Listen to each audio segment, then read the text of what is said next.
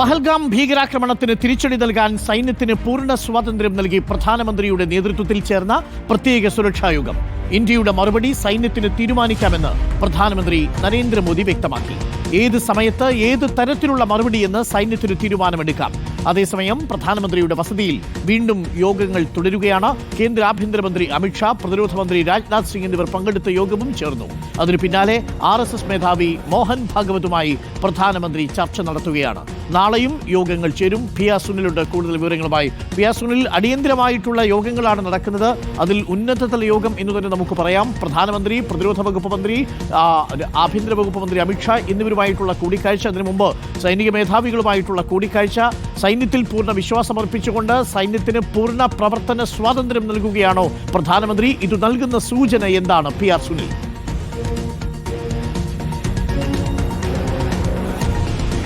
അരുൺ, പെഹൽഗാം ഭീകരാക്രമണത്തിന് പിന്നാലെ ഇതാദ്യമായാണ് സൈനിക മേധാവിമാരുമായി പ്രധാനമന്ത്രി നരേന്ദ്രമോദി കൂടിക്കാഴ്ച നടത്തുന്നത്. സംയുക്ത സേനാ മേധാവി, 3 സേനകളുടെയും തലവന്മാർ, ദേശീയ സുരക്ഷാ ഉപദേഷ്ടാവ്, പ്രതിരോധ മന്ത്രി രാജ്നാഥ് സിംഗ് എന്നിവരടങ്ങിയ യോഗമായിരുന്നു ആദ്യം ചേർന്നത്.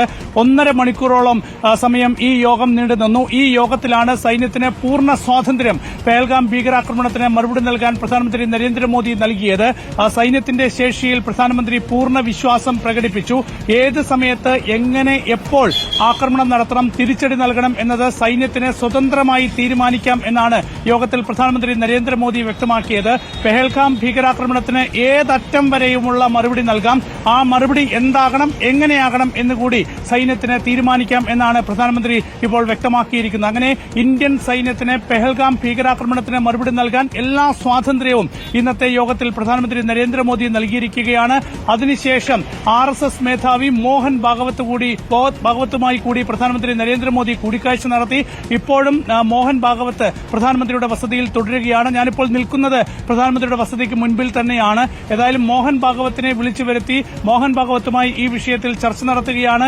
ഇക്കാര്യങ്ങൾ RSS മേധാവിയെ ബോധ്യപ്പെടുത്തുകയാണ് പ്രധാനമന്ത്രി എന്ന് വേണമെങ്കിൽ മനസ്സിലാക്കാം. ഏതായാലും നാളെയും വളരെ പ്രധാനപ്പെട്ട യോഗങ്ങൾ ചേരുന്നുണ്ട്. രാവിലെ കേന്ദ്രമന്ത്രിസഭയുടെ സുരക്ഷാകാര്യ സമിതി 11 മണിക്ക് ചേരുന്നു. തൊട്ടു പിന്നാലെ സാമ്പത്തികകാര്യ സമിതി, അതിനുശേഷം രാഷ്ട്രീയകാര്യ സമിതി, അതിന് പിന്നാലെ കേന്ദ്രമന്ത്രിസഭാ യോഗം, പൂർണ്ണ കേന്ദ്രമന്ത്രിസഭാ യോഗം. അങ്ങനെ കേന്ദ്രമന്ത്രിസഭയുടെ യോഗങ്ങളും നാളെ പല സമയങ്ങളിലായി നടക്കുന്നു. ഏതായാലും പാകിസ്ഥാന് ശക്തമായ മറുപടി നൽകുക എന്നത് തന്നെയാണ് ഇന്ത്യയുടെ തീരുമാനം. ആ മറുപടി എങ്ങനെയായിരിക്കണം എന്ന കാര്യത്തിൽ സൈന്യത്തിന് പൂർണ്ണ സ്വാതന്ത്ര്യം നൽകിക്കൊണ്ട് ഇന്നത്തെ സുരക്ഷാകാര്യ സമിതിയിൽ തീരുമാനം വന്നിരിക്കുന്നു. ഏതായാലും ആ മറുപടി എന്ന് ഇന്ത്യ നൽകും എന്നതാണ് ഇനി അറിയേണ്ടത്. ഏതായാലും സൈന്യം അക്കാര്യത്തിൽ സ്വതന്ത്രമായി തീരുമാനമെടുക്കും. നേരത്തെ ഉറിയിലെ ഭീകരാക്രമണത്തിന് മറുപടി നൽകിയപ്പോൾ ഏതാണ്ട് ഒരാഴ്ചയിലധികം സമയമെടുത്താണ് സൈന്യം മറുപടി നൽകിയത്. പിന്നീട് പുൽവാമ ഭീകരാക്രമണമുണ്ടായപ്പോൾ ഏതാണ്ട് അത്രയും സമയം തന്നെ എടുത്ത് 10ലധികം ദിവസം സമയമെടുത്താണ് സൈന്യം ബാലാക്കോട്ടിലെ മിന്നലാക്രമണം നടത്തിയത്.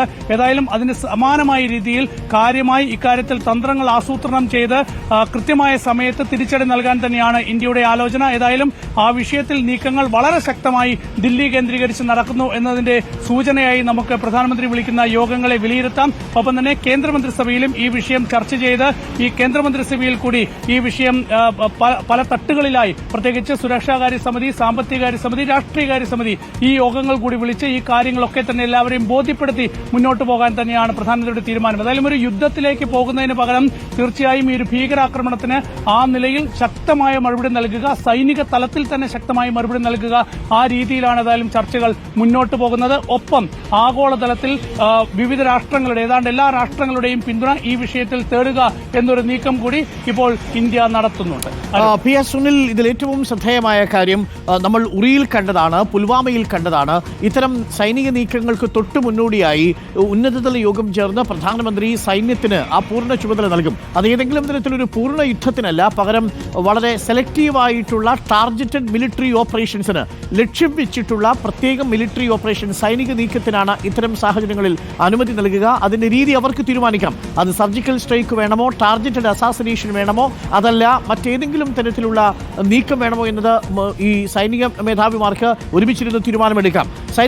ഇനി തീരുമാനമെടുക്കേണ്ടത് സൈന്യമാണ്. ഏത് തരത്തിലുള്ള നീക്കമാണ് വേണ്ടത് എന്നുള്ളത്. അതൊരു പൂർണ്ണ യുദ്ധത്തിലേക്കല്ല എന്നത് ഉറപ്പാണ്.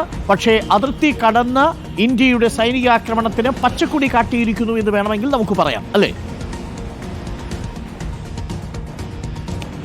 അരുണ, തീർച്ചയായും ഇക്കാര്യത്തിൽ സൈന്യത്തിന് സ്വതന്ത്രമായി തീരുമാനമെടുക്കാം. നേരത്തെ തന്നെ രണ്ട് അനുഭവം നമ്മുടെ മുമ്പിലുണ്ട്. പ്രധാനമന്ത്രി നരേന്ദ്രമോദി അധികാരത്തിൽ വന്ന ശേഷം ബാലാക്കോട്ടിൽ നടത്തിയ മിന്നലാക്രമണവും പിന്നീട് പാകിസ്ഥാൻ അതിർത്തി കടന്ന് നിയന്ത്രണ രേഖ കടന്നുപോയി ഇന്ത്യൻ സൈന്യം നടത്തിയ സർജിക്കൽ സ്ട്രൈക്ക്. ഈ രണ്ട് ആക്രമണം ഇതിനു മുൻപ് ഇന്ത്യ നടത്തുകയും പാകിസ്ഥാന് ശക്തമായ മറുപടി നൽകുകയും പാകിസ്ഥാനിൽ വളരുന്ന തീവ്രവാദത്തിനെതിരെ ഭീകരവാദത്തിനെതിരെ ശക്തമായ ചുട്ട മറുപടി എന്ന് വേണമെങ്കിൽ പറയാം നൽകിയതാണ്. ഏതായാലും പിന്നെയും ഈ ഭീകരവാദ പ്രവർത്തനത്തെ ഭീകരവാദ നീക്കങ്ങളെ പ്രോത്സാഹിപ്പിക്കുന്ന നടപടി തന്നെയാണ് പാകിസ്ഥാന്റെ ഭാഗത്തു നിന്നുണ്ടായത്. അതിലെ ഏറ്റവും ഒടുവിലത്തെ ഉദാഹരണമാണ് പെഹൽഗാമിൽ നടന്ന ഭീകരാക്രമണം. ഏതായാലും ഇപ്പോഴത്തെ ഏറ്റവും വലിയ പ്രതിസന്ധി എന്നത് കേന്ദ്ര സർക്കാരിനെ സംബന്ധിച്ച് ബിജെപിയെ സംബന്ധിച്ച് ജനങ്ങളുടെ വിശ്വാസം വീണ്ടെടുക്കുക എന്നതാണ്. കാരണം ഇന്ത്യയുടെ ആത്മാവിന് ഏറ്റ ഒരു മുറിവ് തന്നെയാണ്, ആക്രമണം തന്നെയാണ് പെഹൽഗാമിലെ ഭീകരാക്രമണം. കാരണം സാധാരണ മനുഷ്യരെ ലക്ഷ്യം വെച്ചാണ് ഈ ഒരു ഭീകരാക്രമണം നടന്നിരിക്കുന്നത്. അപ്പോൾ ഈ ഒരു ആക്രമണത്തിന് മറുപടി നൽകുക എന്നത്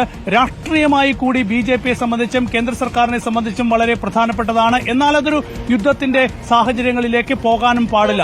അപ്പോൾ ഇക്കാര്യത്തിൽ സൈന്യം സ്വതന്ത്രമായ ഒരു തീരുമാനമെടുക്കട്ടെ എന്നത് തന്നെയാണ് കേന്ദ്ര സർക്കാരിന്റെ നിലപാട്. എങ്ങനെ ഈ കാര്യത്തിൽ ഒരു നീക്കം നടത്തണം, സൈനിക നീക്കം നടത്തണം, ഏത് രീതിയിൽ ഇതിന് തിരിച്ചടി നൽകണം, ഏത് രീതിയിൽ ആക്രമണം നടത്തണം, എപ്പോൾ ആക്രമണം നടത്തണം എന്ന കാര്യത്തിൽ സൈന്യം തീരുമാനിക്കുക. കാരണം സൈന്യത്തിന്റെ പൂർണ്ണ നിയന്ത്രണത്തിലാണ് ജമ്മു കാശ്മീർ. സൈന്യത്തിന്റെ പൂർണ്ണ നിയന്ത്രണവും കാവലും സുരക്ഷയും ഒക്കെ തുടരുന്ന ജമ്മു കാശ്മീരിലാണ് ഭീകരവാദികൾ നുഴഞ്ഞു കയറി ഈ രീതിയിൽ വലിയ ആക്രമണം നടത്തിയത്. അപ്പോൾ അതിനെങ്ങനെ മറുപടി നൽകണം എന്നത് മൂന്ന് സൈന്യവും യോജിച്ച് തീരുമാനമെടുക്കുക. അതിനുള്ള പൂർണ്ണ അധികാരവും സ്വാതന്ത്ര്യവും സൈന്യത്തിന് നൽകുക. ഏതറ്റം വരെയും പ്രധാനമന്ത്രി നരേന്ദ്രമോദി പറഞ്ഞത് ചിന്തിക്കാനാകാത്ത തരത്തിൽ വലിയ ഒരു മറുപടി നൽകും എന്നതാണ്. അപ്പോൾ അതിന് സൈന്യത്തിന് സ്വാതന്ത്ര്യം നൽകുകയാണ്. Okay, thank you P R Sunil.